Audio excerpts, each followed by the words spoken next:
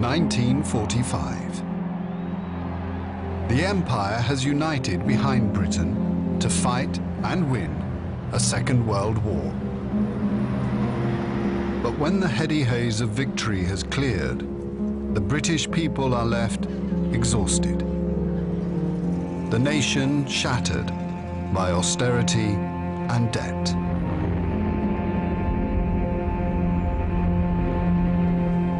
The prestige and ideals of empire are fading.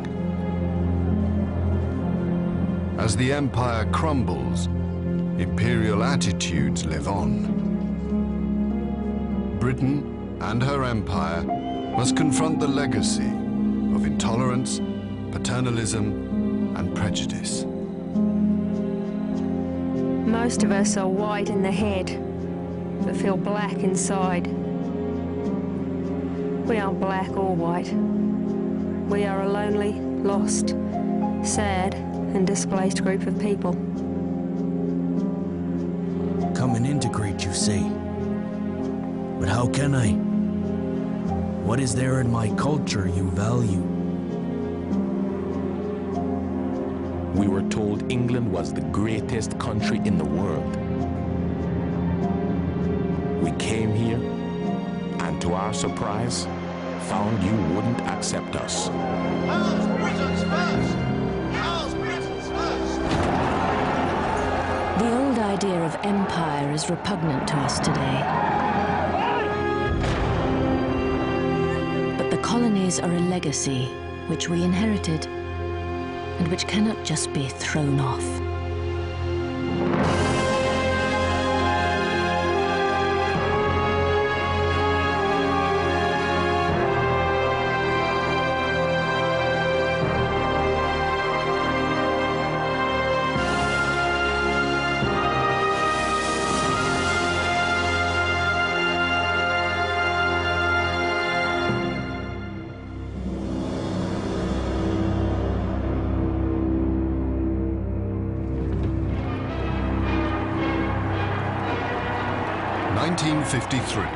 The coronation of Elizabeth II. Her Majesty coming now under the Admiralty Arch, coming into the square, and the crowd receives them as only a British crowd in London could. Although imperial in its symbols and splendor, the event heralds a new multiracial Commonwealth of Nations. In 1949, India had become the first non-white republic within the Commonwealth. Amidst the coronation procession, India's Prime Minister, Jawaharlal Nehru. I think the development of the Commonwealth is of great significance. This kind of free association of countries with different interests, different outlooks, trying to understand each other is a very great thing. But life in post-war Britain is hard. People are struggling to rebuild their lives. Housing and jobs are scarce. Wartime rationing continues. In a letter to the Daily Worker, Mary Mullender. I am fed right up to the teeth when I do my shopping. I've got just enough money to get my bare rations. We should cut down on coronation spending and on the armed forces. Why should working people suffer?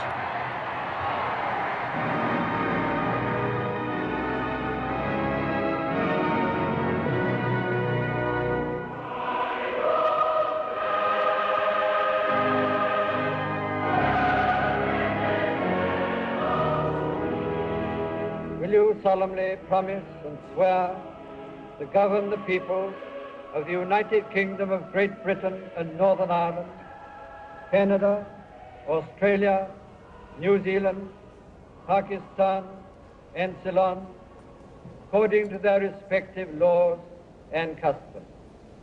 I solemnly promise so to do. No longer Empress, the Queen is crowned head of a Commonwealth of Nations.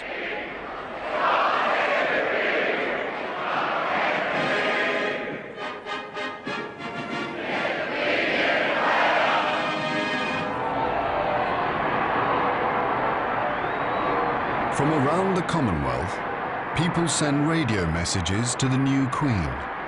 I am Haji Jamil from Singapore. From Nigeria, I do congratulate you on the occasion of your coronation. It's in the West Indies. From Sarawak, Borneo. On behalf of the youth of India, I beg to bestow my heartiest congratulations. On behalf of the entire 7 million Africans of Tanganyika. Felicitations and good wishes of the people of Pakistan. Beth Cottrell from Hawke's Bay, New Zealand. And I come from Tristan da Cunha.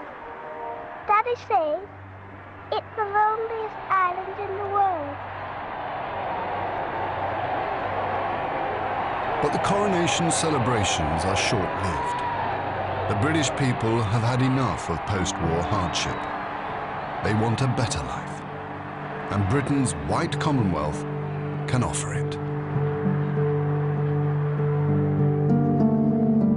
Dad's taking me to Australia. He says that's the best place for me to get on in life. You too can go to Australia for only £10. Australian advertisements tempt Britain's workers to emigrate. I want to talk to you about immigration. An underpopulated Australia fears encroachment from its Asian neighbours. British workers are offered passage for just £10. Australian Minister for Immigration, Arthur Caldwell. It is my hope that for every foreign migrant, there will be 10 from the United Kingdom. These millions of new citizens will push back our frontiers, expand our industries, and build us into a powerful nation. Thousands of disillusioned Britons apply for the £10 scheme. A foundry worker in Wales. I've decided to make a move. I'm only working a 44-hour week just now, with no overtime or bonus. So really, it's a hand-to-mouth existence. I'm a young man yet, and good for another 20 years' work out there. A young mother from Newcastle. The children will have a better chance. There's no class distinction. Accent has nothing to do with it. What their mother and father were will not stop them getting on out there, if they've got a brain.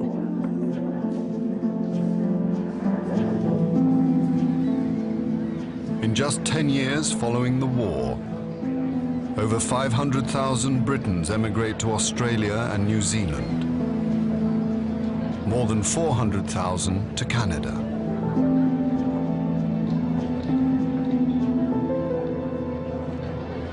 On board the liner Asturias, a ship steward.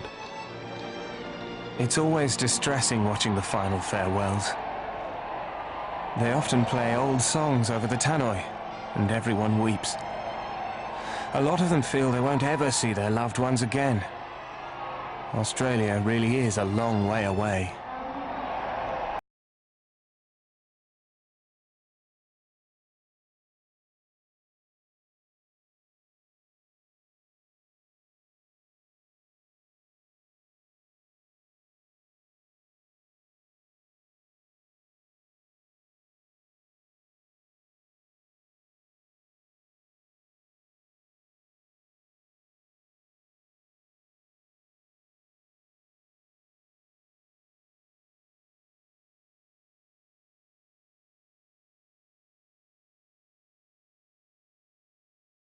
I thought of all its beauty and all those lovely times I'd had. I suddenly realised that I may never see it again. And then I thought of all the advantages I was going to. A new country, a new job, new people, a new life.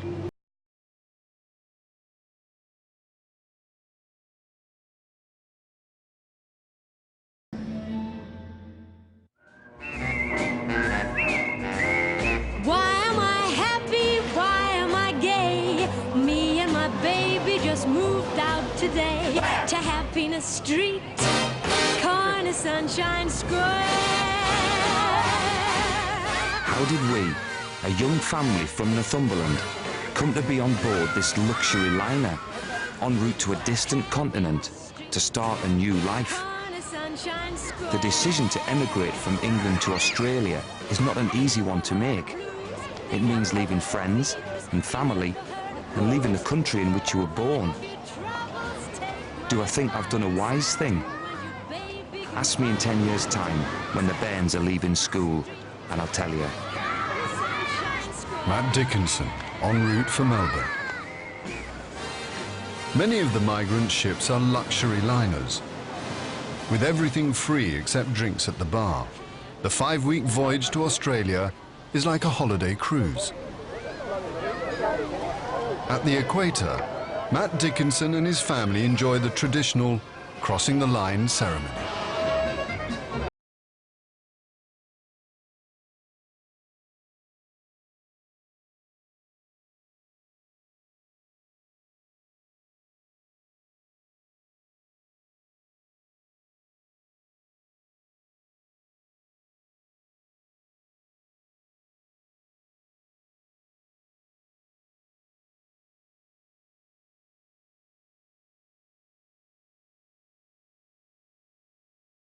I got my share.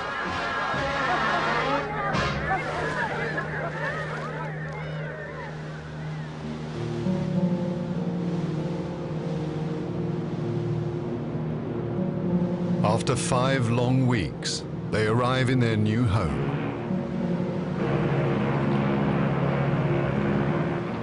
Entering Sydney Harbour, Marjorie Black.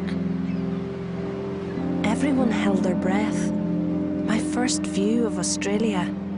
The sun was brilliant and warm, blue sky and sparkling water. Most people were impatient to get ashore, but I was a little frightened. A ship's welfare officer calms the growing fears. We had to tell them that kangaroos wouldn't be jumping down the streets. A couple of elderly ladies were scared stiff that there would be nothing but hordes of Aborigines to greet them. I felt a pang of despair that I could never cope in this strange place, and that the whole trip was a mistake.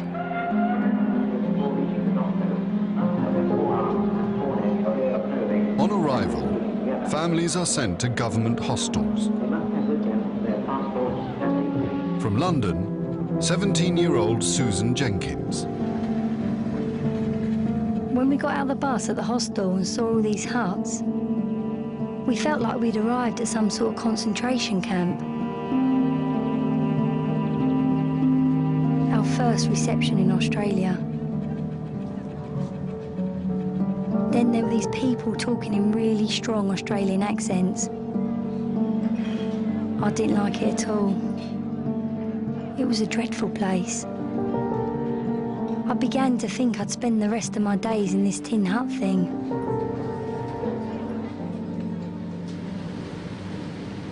But most migrant families soon find homes in the suburbs and begin the search for work. Manual jobs are plentiful. Matt Dickinson was a grocer in Northumberland. In Australia, he finds work with a railway gang. You have no idea what a relief this new start is. I drew my first pay on the 24th of January. It was £19.06 for the week. My last pay in England was £7.06. 19-year-old Duncan Fisher works in a foundry in Western Australia. There's a certain amount of hostility at work towards POMs. They say things like, the only good POM is a bloody dead POM, that sort of thing. It's taken me a long time to work out how the Australian mind works. The word bastard is a term of endearment. For instance, bloody POM or bloody pommy is an insult, but pommy bastard is okay.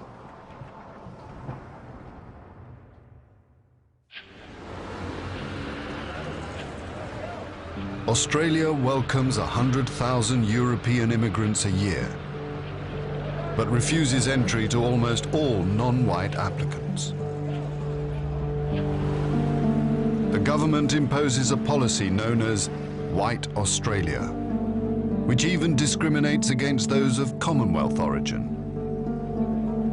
Australian Secretary of Immigration, Peter Hayden. Only those applicants who can be regarded as being of European origin may be permitted to settle in Australia. Australians are nervous about minorities who form ethnic colonies in our cities. The White Australia policy provokes strong opposition from Britain and the Commonwealth. In a letter to The Times, Sally Shan from London. It's all wrong for Australia to bar immigrants from coloured Commonwealth countries. India is overpopulated and starving, and yet when Australia needs immigrants, it goes to Germany and Greece. A few years ago, the Germans were hated all over the world.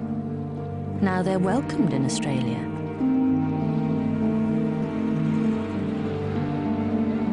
But it isn't just would-be immigrants who are affected by the concept of a White Australia. For decades, Australia's indigenous population, the Aborigines, have suffered racial discrimination, the removal of their homelands, and the destruction of their traditional way of life. Auburn Neville, Commissioner for Native Affairs, 1937. The problem is one that will eventually solve itself. There are a great many full-blooded Aborigines. They are not getting enough food, and they're being decimated by their own tribal practices. In my opinion, no matter what we do, they will die out. The population of so-called full-blood Aborigines is rapidly being outnumbered by those of mixed descent. It is planned that eventually all will be absorbed into white society.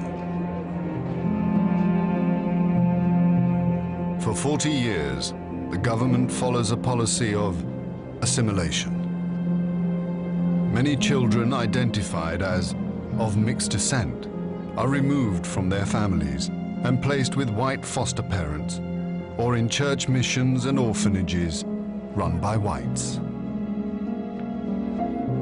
We have the power to take any child from its mother at any stage of its life. I have no wish to break up families, but other aspects must be considered besides sentiment. We must weed out the light-coloured children. In 1949, Millicent is taken from her family. I was so afraid and unhappy. I didn't understand what was happening. I was 4 years old. That night, we would cry ourselves to sleep. It was the last time I was to see my parents.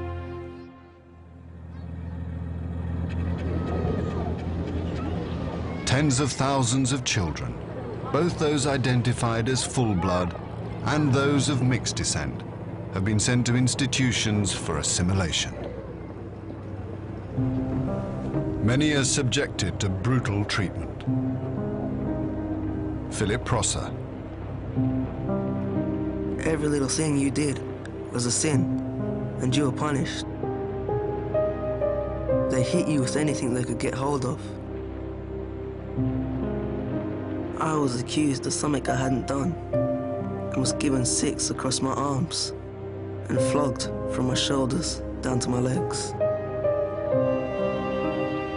All they contributed to our future was an unrepairable scar of loneliness, mistrust and hatred.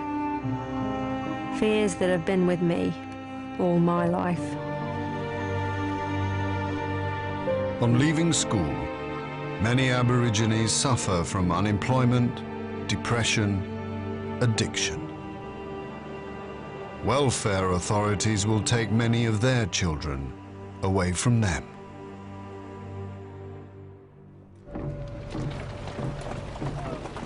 1926. Stoney Indians parade in the streets of Banff in the Rocky Mountains. Canada's indigenous peoples are also victims of discrimination. Stoney Indian Isaac Rolling in the Mud. When we gave up the land, we gave up our rights. That is why we feel as if we're in confinement. With all the white people's laws and regulations. We were brought up free. Now we feel the imprisonment.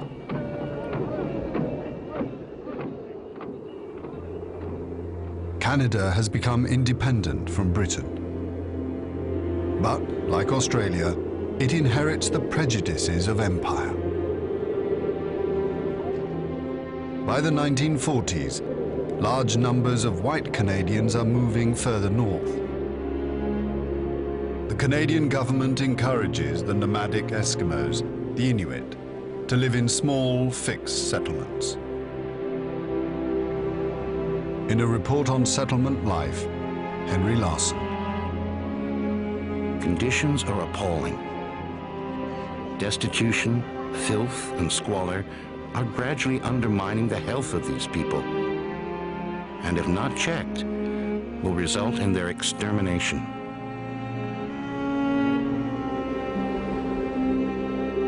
Inuit Abe Ukpik.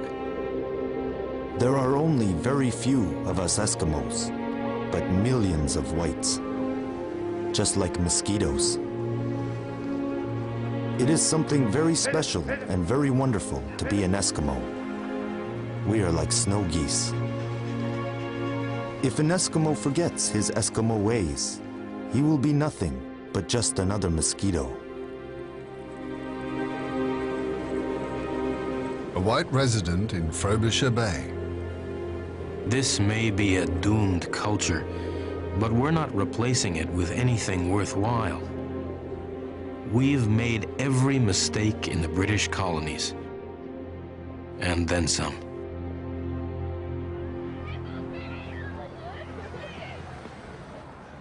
Many native peoples throughout Canada struggle to survive. 1/3 are dependent on welfare. The infant mortality rate is double the national average. Life expectancy is one of the lowest in the world.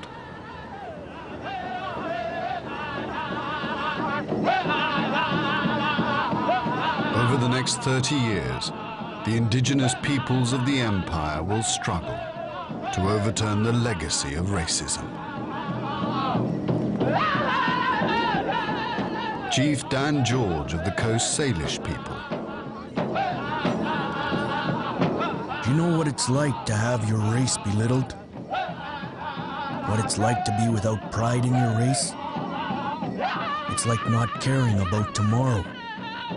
For what does tomorrow matter?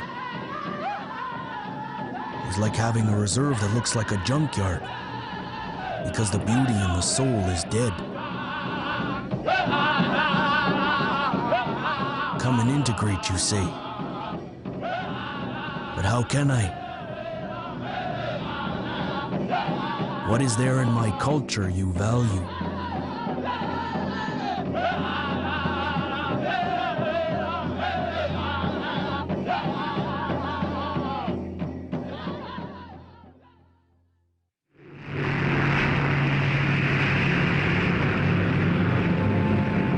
By the end of the 1950s, black nationalism is weakening Britain's hold on its African colonies.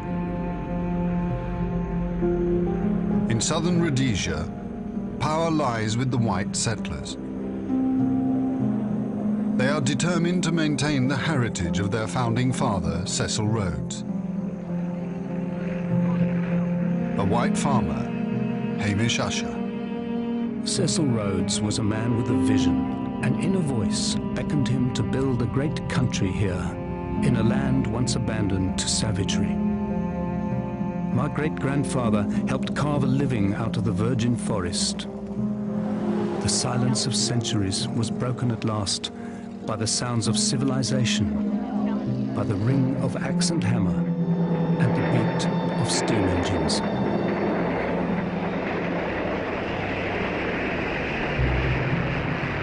"220,000 white Rhodesians rule over 4 million Africans. White farmers control 70% of the best land, leaving most Africans with small, infertile holdings." In Gwelo, George Ndense. The way in which the blacks are being treated by the whites is the cause of all the unrest today. The Europeans have cheap native labor, which they exploit at the expense of African advancement. The white man has deprived us of all our rights in the land of our birth. Our state is pitiable.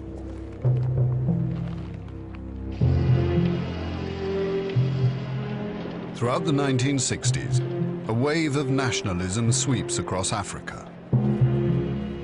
But fearful of South Africa's racist influence, Britain refuses to grant Southern Rhodesia her independence, until Ian Smith's white government yields to black majority rule.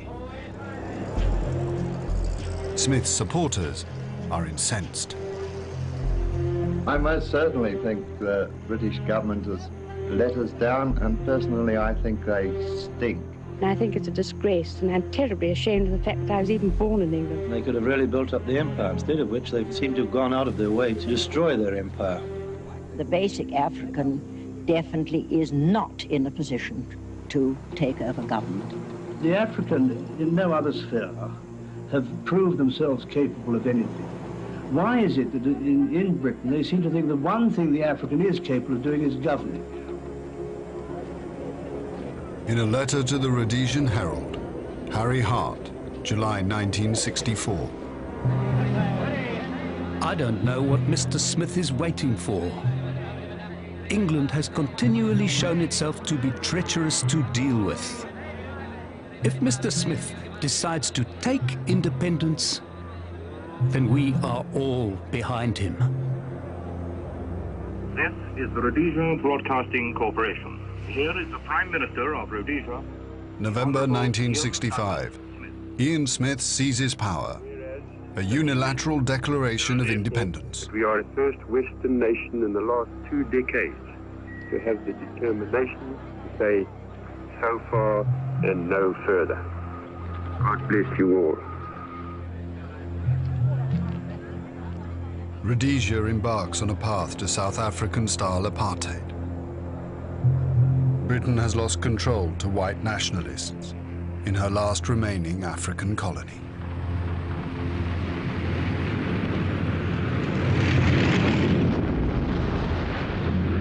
Over the next 15 years, Rhodesia is engulfed by violent civil war.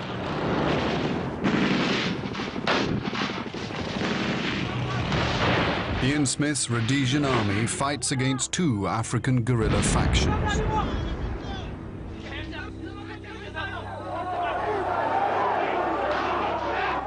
(1972). Protesters riot against the government's racist policies.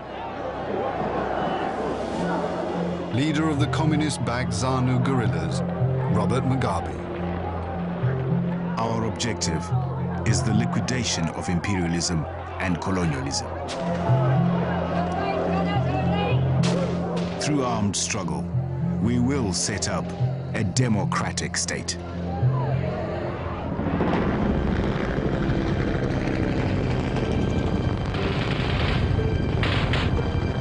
As the battle rages in the countryside, African civilians are caught in the middle.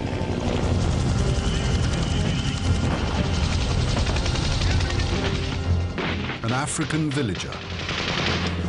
If we report the terrorists, they come and kill us. If we do not report them, the soldiers come to torture us. We just don't know what to do. A soldier in the Rhodesian army patrols a village suspected of harboring guerrillas. You go into a village after one of your mates has been killed. and you feel bad. And they say they've never seen or heard of a terrorist.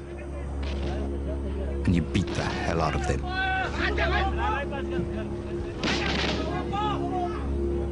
We'll take this man with us for questioning, but he won't be harmed, all right? Atrocities are committed by both sides. 30,000 African civilians are killed. White Rhodesians are also victims. 48,000 decide to leave. Many move to South Africa. April 1980. The war in Rhodesia is over. Robert Mugabe's ZANU-PF party has won the country's first free elections. Britain's empire in Africa has gone. As leader of independent Zimbabwe, Mugabe extends a hand of friendship to the 100,000 whites who choose to stay. Oppression and racism must never again find scope in our political and social system.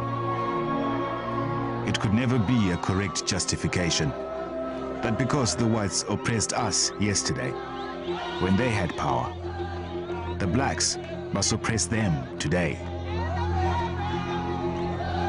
Long live our independence.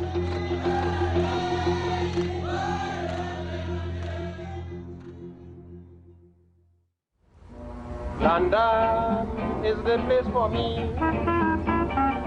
London, this lovely city. As thousands leave Britain for the white Commonwealth, the British government calls for workers from the Caribbean to help build a post-war economy. By 1962, over 250,000 West Indians have arrived in Britain, tempted by the promise of work and a better life. Glad to know my mother country. Jamaican poet Louise Bennett. What a joyful news, Miss Mattie. I feel like my heart going burst. Jamaica people colonizing England in reverse. Them a pour out of Jamaica. Everybody future plan is to get a big time job and settle in the motherland. To live in London, you are rarely comfortable because the English people are very much sociable. But the government's open-door policy awakens prejudice within many Britons. Reporting for the Kingston Star, Richard West. At Waterloo Station on Saturday afternoon, a policeman watched the hundreds of West Indians who had just come off the boat train. Well, that's the last of them, he said with a pleased smile. But his taxi driver friend replied, "Too bloody late, mate. The country's been overrun already." Arriving in London from Barbados, Colin Jemmett. The English are clever. They ran their empire by a confidence trick. We were given an English education. We were told England was the greatest country in the world. We came here, and to our surprise, found you wouldn't accept us. Many British people have struggled to rebuild their lives since the war. They resent the growing influx of black immigrants. The British working class fought for 70 years and more to drag itself up to a decent standard of living. Now they come in and reap all the benefit.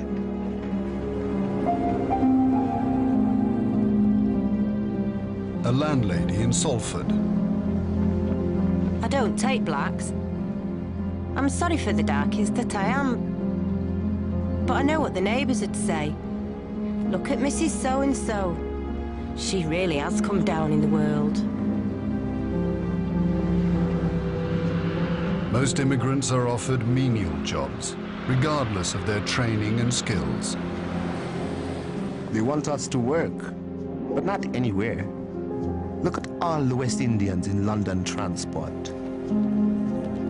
When I look around the city of London, I do not find educated colored men working in banks or as policemen. You can't get a good job, the sort of job you are capable of doing. You have to take what you can get, what other people don't want. West Indian activists campaign against the growing racism. From Trinidad, Claudia Jones. If all the colored people were thrown into the sea, it wouldn't solve the housing problems or provide enough jobs. One reason behind the race prejudice is that Britain is an imperial country. But colored people are now demanding their freedom and expect to be treated as equals. But in 1962, the Conservative government passes the Commonwealth Immigrants Act, restricting entry to Britain from within the empire. West Indians dub it the Colour Bar Bill. Many white Britons are appalled. Is this really the best way to integrate people? How do immigrants already here feel to be told, yes, you can stay, but we don't want any more of your sort? These policies will lead to exactly the social disaster they want to avoid. Fear and ignorance. But racial hostility towards black Britons continues to grow. Intelligent fools you lot you are. You're gonna cut because of the color of their skin. What can you do about this? Nothing. By 1968, the entry of thousands of Asians into Britain, many expelled from the former colony of Kenya, prompts the Labour government to pass a second Commonwealth Immigrants Act. For some, however, the controls are not enough. In a speech in Birmingham, Conservative MP Enoch Powell. In 15 or 20 years, there will be, in this country, 3.5 million Commonwealth immigrants. Whole areas will be occupied by the immigrant population. It is like watching a nation busily engaged in heaping up its own funeral pyre. I am filled with foreboding. Like the Roman, I seem to see the river Tiber foaming with much blood. Powell is thrown out of the shadow cabinet the day after his Rivers of Blood speech. But a national poll shows that 74% of the population agree with him. I think it is monstrous that the man has been sacked from the shadow cabinet for telling the truth. We want a complete ban on immigration, or we want all post-war immigrants sent back to their homelands. I love my country. I can see it being run down by a load of traitors. I want my own culture, my own here, what I fought for. Oscar Hahn of the West Midlands Race Relations Board. If Mr. Powell wants to tell more than 1 million citizens of this country that because they're coloured, they're unwanted here, this is an act of brutality from which this country could never morally recover. Throughout the 1970s, many Commonwealth immigrants become increasingly isolated within British society. Indian-born factory worker Rampal. I often wonder in my heart why English people do not think well of colored people.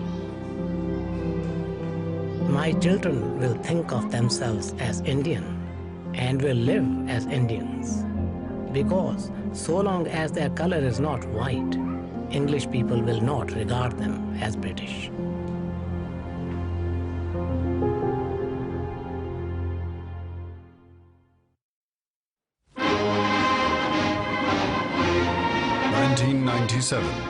After 155 years, Britain hands over the rule of Hong Kong to China.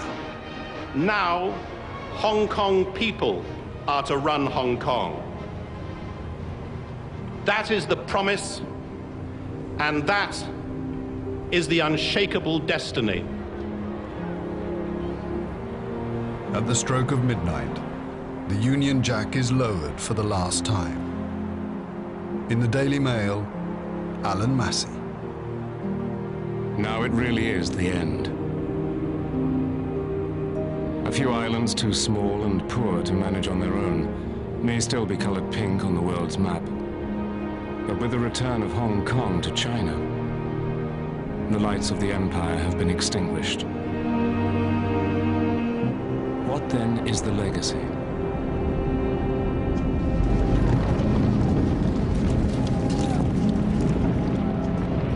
The 20th century saw the British Empire reach its greatest extent and might.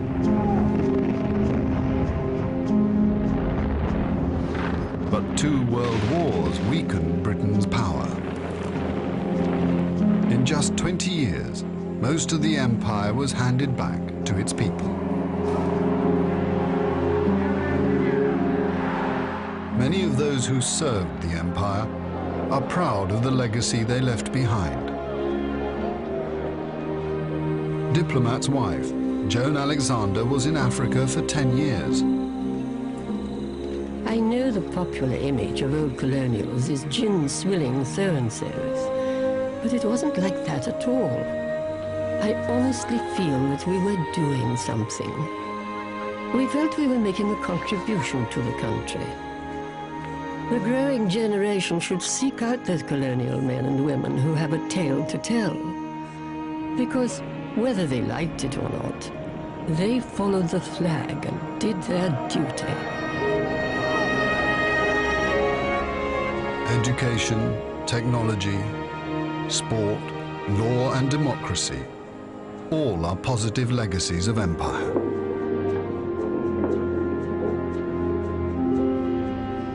Commonwealth countries which once oppressed their indigenous peoples are striving to redress the wrongs of the past. In 1992, Australia's Prime Minister, Paul Keating, acknowledged the suffering of the Aborigines. We took the traditional lands and smashed the traditional way of life. We brought the diseases and the alcohol. We committed the murders. We took the children from their mothers. We practiced discrimination and exclusion. It was our ignorance and our prejudice.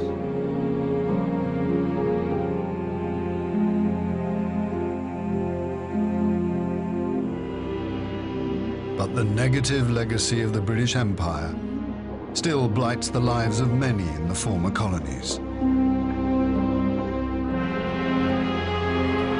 In 1947, Britain lost its greatest possession, India. Amitabh Pal. As their final act before relinquishing colonial control, the British decided to divide India. The result was a human catastrophe.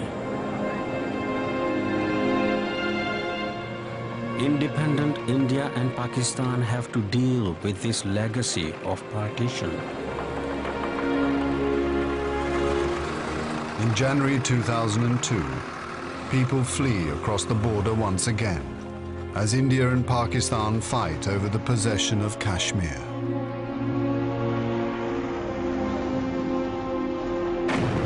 British journalist Peter Preston. New Delhi and Islamabad are locked in the time warp of half a century ago. Only the nuclear warheads in their arsenals are new. Kashmir is the world's most punishingly futile crisis.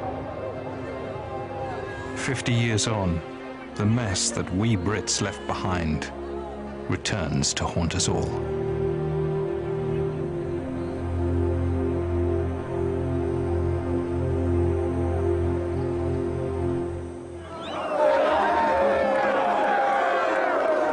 After Rhodesia's independence, Robert Mugabe heads a repressive regime in Zimbabwe. His war veterans, some former guerrillas from the 70s War of Independence, are seizing land from white farmers. The land is ours. We are not part of British Empire.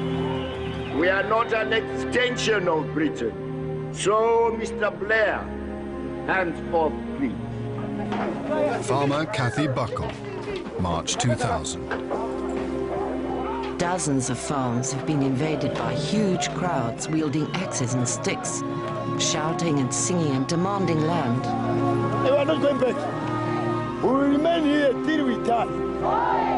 My initial reaction was to get out, evacuate the farm. But how do you make the decision to walk out on your life? Your home, everything you've worked for, all the people that depend on you. By 2002, 95% of white farms had been seized by Mugabe's forces.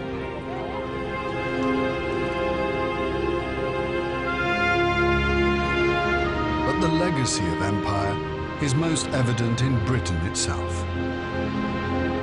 In 50 years, the face of Britain has been transformed. Britain's multicultural society embraces people, cultures, and religions from all over the former empire. But sometimes this diversity ignites racial tension.